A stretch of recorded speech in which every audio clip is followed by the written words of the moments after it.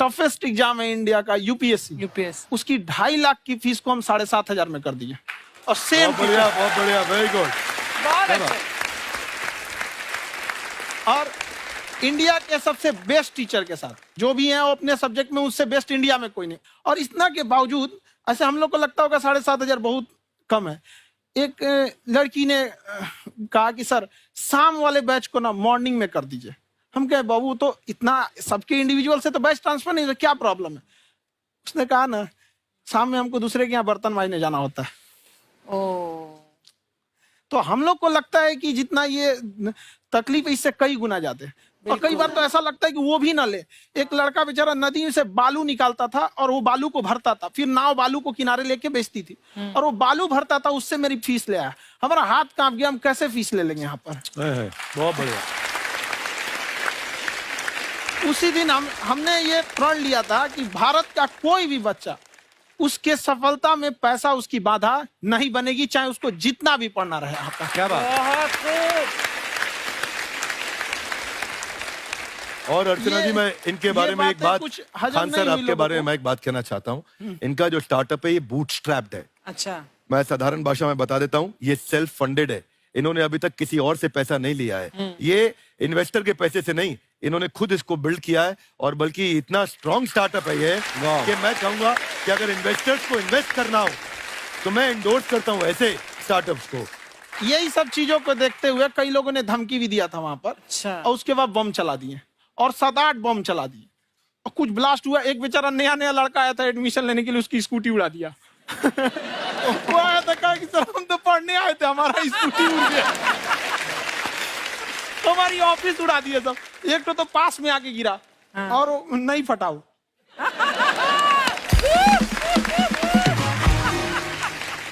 बाद में बहुत सारे लोग धमकियां दिए, लेकिन कहते हैं ना सूरज कितना भी तेज चमक ले समंदर नहीं सुखा सकता। वाह वाह वाह, क्या बात है। मैम एक्चुअली ये फीस कम करने का एक और रीजन है। 2.5 लाख 3 लाख की जो फीस में सब लोग पढ़ाई अफोर्ड नहीं कर पाते। इसलिए वो कुछ ही लोग अफोर्ड कर पाते हैं, तो उनका मेंटल लेवल तो बहुत ऊपर चला जाता है। लेकिन एक पूरे देश का मेंटल लेवल थोड़ा सा स्टेबल नहीं हो पाता। तो जब फीस कम रहेगी तो हर वो लड़का तैयारी करने के लिए आगे आएगा जिसका सपना है देश के लिए कुछ करने का। सीटें लिमिटेड हैं, उन्हें को मिलेगी, लेकिन जिन्हें नहीं मिलेगी उसे मिलेगा देश का एक जिम्मेदार नागरिक। तो इस देश को बदलना। क्या बात है। हम लोग विश्व गुरु कहे जाते थे, क्यों? क्योंकि दुनिया से लोग हमारे यहाँ पढ़ने आए थे। चाइना से ह्वेनसांग आया, फायान आया, आज कोई नहीं आता है। हम लोग का उद्देश्य एक समय आएगा जो फिर आएंगे यहाँ पढ़ने के लिए। क्या बात है सर। पर आप देखो अर्चना जी, सबसे ज्यादा आईपीएस आईएएस बिहार से निकलते हैं। आप देखो पढ़ाई लिखाई में पॉलिटिशियन बहुत बड़े बड़े निकले हैं। तो ऐसा नहीं है, हर जगह ऑप्शन भी नहीं है वहाँ पे, इंडस्ट्री नहीं है, खेती करेगा तो कोई खास वो नहीं रहे। ऑप्शन भी नहीं है, सही बात है। बिहार की मिट्टी में एक चीज है, जिद तो बहुत जबरदस्त है। कुछ भी नहीं रहेगा तो सब कुछ पाने का उसको जिद रहेगा, करके भी दिखा देगा। वहाँ पे कर देंगे हम यहाँ पे। विवेक सर, आपके बारे में हमने सुना एक बार आप संन्यास लेने चले गए थे। कौन वापस लेके आया आपको? फिर कहाँ तक पहुंच गए थे आप? नहीं, मैं एमबीए की पढ़ाई के बाद मैं ये सोचा था कि अपना जीवन भगवान की सेवा में समर्पित कर दूं। अच्छा जी। बहुत साल मैं वृंदावन में रहा था और गुरुकुल में रहा था। अच्छा। और वहाँ सेवा करना, बहुत अच्छी शिक्षा मिली। मैं बोलता हूँ मेरी असली एमबीए वही थी, मोस्ट ब्यूटीफुल एसोसिएशन। वाह। और मैं वहाँ भगवत गीता पढ़ी, जहाँ मुझे गीता से लगाव हुआ। तो मेरे गुरुजी का आदेश था कि आप भगवत गीता को बिजनेस मैनेजमेंट के साथ जोड़ के देश दुनिया में बताओ। मेरे को लगा बड़ा मुश्किल काम है। मैंने बाद में देखा कि डॉक्टर स्टीफन कॉवी, जिनकी किताब है 7 habits of highly effective people, आप सबने पढ़ी होगी, उन्होंने बोला मैंने 7 हैबिट भगवत गीता से लिए। और हमारे देश के लोग ऐसे हैं जो मेरी किताब पढ़ते हैं, जो कि 3.5 मिलियन कॉपीज बिक चुकी हैं, और भारत में भगवत गीता नहीं पढ़ते। तो मुझे लगा कि मैं गीता विद मैनेजमेंट के ऊपर आकर के बातचीत करूं। मुझे लगा बहुत कठिन होगा, पर मेरे गुरुजी का आदेश था कि कठिनाई आपको तभी तक दिखेगी जब कठिनाई को देखोगे। तो एक छोटा उन्होंने मुझे बताया, पूछा कि इस कमरे में लाल रंग कितनी जगह है, देखो आप भी एक बार जरा देख के बताओ। 7-8 जगह लाल रंग दिख रहा है यहाँ पे आपको? 1 ये 2, वो लाल रंग टी शर्ट पे 3 4 5, ये लाल हो गया 6, उधर लाल हो गया 7, एप्पल लाल, बिल्कुल ठीक 7।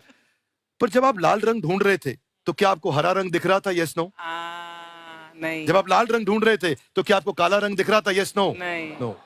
जिंदगी भी ऐसी है, जो ढूंढोगे वही मिलेगा, बाकी कुछ नहीं मिलेगा। तो उन्होंने कहा कि आप इसी सोल्यूशन पे फोकस करो और गीता के मैसेज को पहुंचाओ। तो मैं बिजनेस मैनेजमेंट के प्रोग्राम्स कॉर्पोरेट्स में करने शुरू किए, क्योंकि गीता पहला मोटिवेशनल सेमिनार जो पृथ्वी के इतिहास में कपिल जी हुआ, वो कृष्ण ने दिया था। पहले मोटिवेशनल स्पीकर इस पृथ्वी के इतिहास के कृष्ण थे, जिन्होंने अर्जुन को रणभूमि में मोटिवेट किया था। बड़ी पेशेंस कृष्ण ने अपने लीडरशिप क्वालिटी से दिखाई, वो मुझसे मुझे बड़ा इंस्पायर किया, वो चर्चा ने इंस्पायर किया और डिस्कशन ने इंस्पायर किया। तो उस डिस्कशन को मैं आज भी लेके चलता हूं अपने साथ।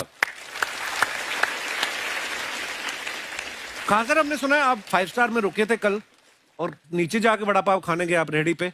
एक्चुअली क्या है ना कि वहां जो चीजें सीखने को मिलती है ना, खाली पेट और खाली जेब इंसान को जो सिखाते हैं वो किसी यूनिवर्सिटी कॉलेज में नहीं सिखाया जाता। और गरीबी बड़ा बेशरम चीज होती है। तो कहते हैं कि मौत भी तू जल्दी आया कर गरीब के घर में, कफन का पैसा भी खर्च होता है दवाइयां खरीदते खरीदते। हाय हाय हाय, क्या बात है। और खान सर की खासियत ये है कि जिसको तो पढ़ना है, जिसको एजुकेशन चाहिए, वो तो इनका वीडियो देखते हैं।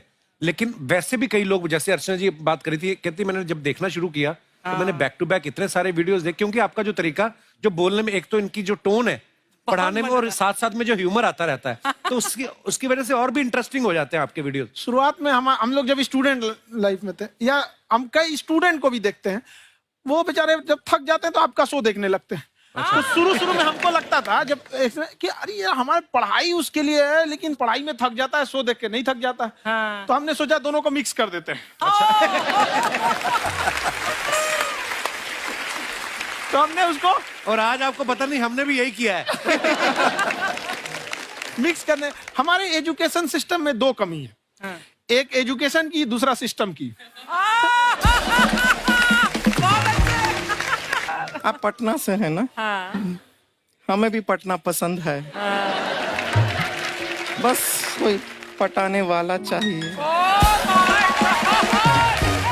नहीं, मजाक नहीं कर रहे हैं। आपका जो चैनल है, हम दिन में 10 बार आपके चैनल को सब्सक्राइब करते हैं। अरे हाँ, और बेल आइकन तो हम इतना जोर से दबाते हैं कि बाकी यूट्यूब वाले बाहर निकल के देखते हैं कि ये कौन है जिसने इनका चैनल इतना जोर से दबा दिया बेल आइकन। बुढ़िया, तो शर्म नहीं आती है? आते ही फ्लर्ट शुरू कर दिया ना तूने। तो जाते हुए करते हैं क्या? विवेक जी नमस्ते। आपसे काम था छोटा सा, कर देंगे आप? ये क्यों करेंगे? नहीं, गुरुजी हमेशा अपने वीडियो में कहते हैं कि विवेक से काम लो, विवेक से काम लो। विवेक मतलब दिमाग से काम लो आप। हाँ, तो विवेक जी अपने दिमाग से ही काम लेंगे। बहुत दिमाग है उनके पास। ये देखिए, जो आदमी, आपको मैं बताइए, जो आदमी बिना फिल्म किए कपिल शर्मा शो में आ गया, कितना दिमाग होगा उसके पास। लेकिन एक बात है जिसकी वजह से हम आप तीनों से नाराज हैं। क्यों? क्या बात? हर चीज में मोटिवेट क्या होता है? सच कह रहा है, जब भी ये शब्द सुनते हैं हमें लगता है कोई हमें चिढ़ा रहा है। बदल दीजिए ना, खाली मोटिवेट बोलना ही क्यों जरूरी है? कुछ और कीजिए। रोटी वेट, छोटी वेट, पतली वेट, कुछ भी बोलिए, मोटिवेट हटाइए। तो गुड़िया, तू भी एक्सरसाइज किया कर ना, देख डॉक्टर साहब ने कितना वजन कम किया है, तू भी कर ले। ठीक है, फिर मोटिवेट से ही चला लेंगे। लेकिन मोटिवेशन कोई बुरा बात नहीं है। हमारे दादाजी भी वैसे बहुत मोटिवेट करते थे। हाँ, एक बार तो तालाब में डूब रहे थे हमारे दादाजी। हाँ। हमारे पास रस्सी भी था, ट्यूब भी था, फिर भी हम अपने दादाजी को बचा नहीं पाए। क्यों? क्योंकि हमने उनकी ओर तिनका फेंका ना, वही कहते थे डूबते को तिनका का सहारा काफी। नहीं लगा सहारा, दादाजी बुड़बुड़ बुड़बुड़ बुड़बुड़। गुड़िया, तू क्या करने आई इधर? अरे हाँ, हम क्या करने आए हैं, एक पूछना था सर, खान सर। ये जो हमारा एक चाचा का लड़का है, उसको क्या है, थोड़ा पढ़ाई में प्रॉब्लम हो रहा है। तो 12वीं का पढ़ाई आप उसको अच्छी तरह करवा के 12वीं पास करवा देंगे आप? करवा देंगे, वेरी गुड, बात कर लेते हैं। हाँ, राम सरोवर, देखो हमारा बात हो गया है। ये 10वीं जो तुमसे नहीं दिया जा रहा है, वो नहीं देना है।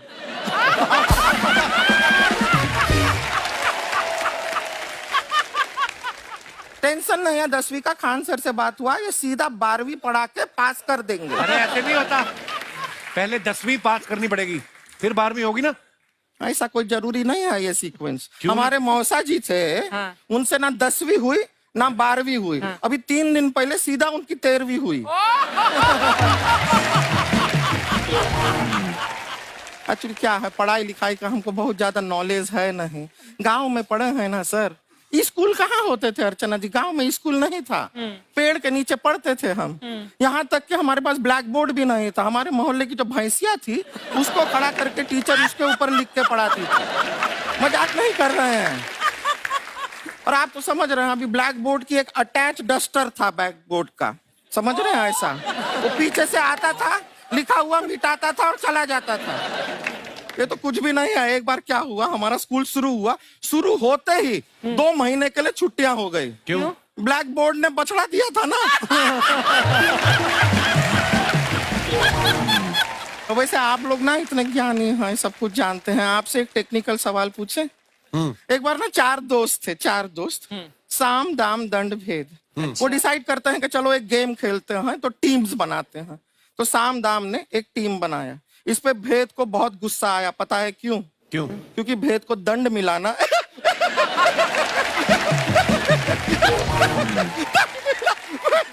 ये सिर्फ हंसती नहीं है सर, थोड़ा सा पेट्रोल पिला दो स्टार्ट भी हो जाती है। इतना है कि और भी बता दीजिए, जब हम बीमार होते हैं हम डॉक्टर के पास नहीं मैकेनिक के पास जाते हैं, और डिटेल दे दीजिए। ऐसा कुछ नहीं है सर, ये बोलते हैं खाली। लेकिन अभी एक रिक्वेस्ट था सर, हमारा एक भाई है, पुरुषोत्तम नाम है उसका, वो गांव से आया हुआ है।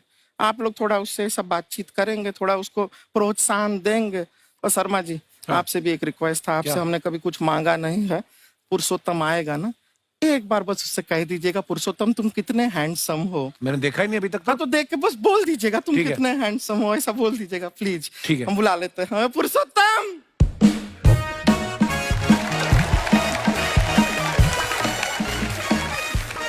ये पुरुषोत्तम है। वाह, तेरा भाई बड़ा हैंडसम है। है तो हमारे खानदान में सब हैंडसम है, ज्यादा चापलूसी करने का जरूरत नहीं है। देखा हमारा यहाँ पे कितना चलता है। एक नंबर दीदी, एक नंबर। सब लोग हैं, नमस्ते कर दो। ये बड़ा अच्छा लड़का है, गांव में ना भैंस चराता है, इसको थोड़ा मोटिवेट कीजिए ना। नहीं तो मतलब भैंस चराता है तो मोटिवेट करके क्या होगा, शेर चराएगा बाद में। अरे शेर चराएगा तो शेर इसको चर नहीं जाएगा। नहीं नहीं, ऐसे हम खाली कह रहे हैं, तुम्हारा चेहरा थोड़ा बकरी जैसा है ना, तो वैसे ये सब बड़े बड़े लोग हैं। इनको बताओ कहा क्या बनना चाहते हो जीवन में आगे? HR। HR? अरे वाह, देखे कोई बड़ा कंपनी में ह्यूमन रिसोर्स का काम करेगा ये। अरे HR मतलब दीदी ऋतिक रोशन। टिनी टिन टिन टिनी टिन टिन। ना जूता पहनने का काम किया करो, जूता खाने का नहीं। काम किया है, कुछ बड़ा किया है लाइफ में? किया है ना दीदी, एक बकरी के बच्चे को बड़ा किया है। तो क्या जिराफ बना दिया बकरी के बच्चे को? अरे कुछ अलग किया है। हाँ दीदी, अलग किया है। वही बकरी का बच्चा भैंस का दूध पीने जा रहा तो हमने उसको अलग किया है। इससे नहीं होगा, मैं रहने दो, इधर आओ। ये देखो इतना बड़ा बड़ा लोग बैठा है, इनके सामने ऐसा बातें करोगे? इनसे मिलो, इनसे मिलो। विवेक जी तो कितना मार्केट के बारे में भी जानते हैं, मार्केट का कोई सवाल पूछो इनसे। सर परसों जो है मार्केट में हमारी साइकिल गायब हो गई, आपने देखा है क्या? हमारी साइकिल गायब हुई ना, हाँ। इसलिए दिमाग से पैदल हो तुम। पैदल समझते हो? हाँ। चल लोगे? 20 कदम चलोगे? हाँ। घूमो जरा, अभी 20 कदम चल के दिखाओ। निकलो।